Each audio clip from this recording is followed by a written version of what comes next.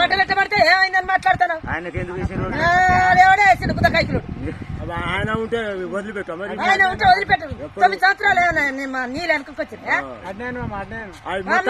అరుసుకలాడతాను నీళ్ళు. కాలం అన్ని అండి ఉన్నాయి.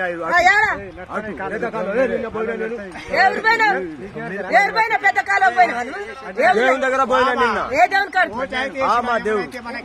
ఏ మీ దేవుడు అయితే మరి నీళ్ళు ఇవ్వలేదు. మరి మీ దేవుడు అయితే నీళ్ళు ఇవ్వలేదు. మరి వాడు ఇవ్వలేదు. ఆయన కూడా ఇస్తాడు.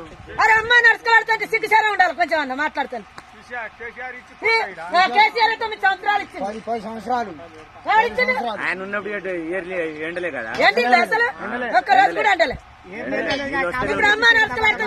కూలీ పోయిన పైసలు రోజు 200 కూలీ పోయిన పైసలు 1500 7,000 రూపాయలు అయినాయి బంధకు. కేసీఆర్ ఉన్నప్పుడు ఎంత ఆనందం. బెంచ్ కలిసి నీళ్ళు లేకుండా మమ్మల్ని అమ్మ నడుచుకోవాడుతాడు. ఎవడేం చేస్తాడు రేవంత్ రెడ్డి.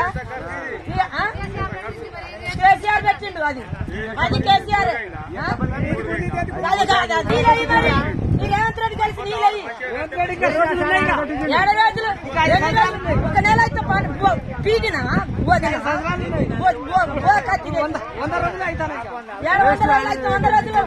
రోజులలో ఇప్పుడు 3 నెలల్లో తెలిసి 1 నెలన్నా ఇది వదలలేదు. మరి మీరు పని చేయాలి. ఆ కాలువ బంద్ చేసి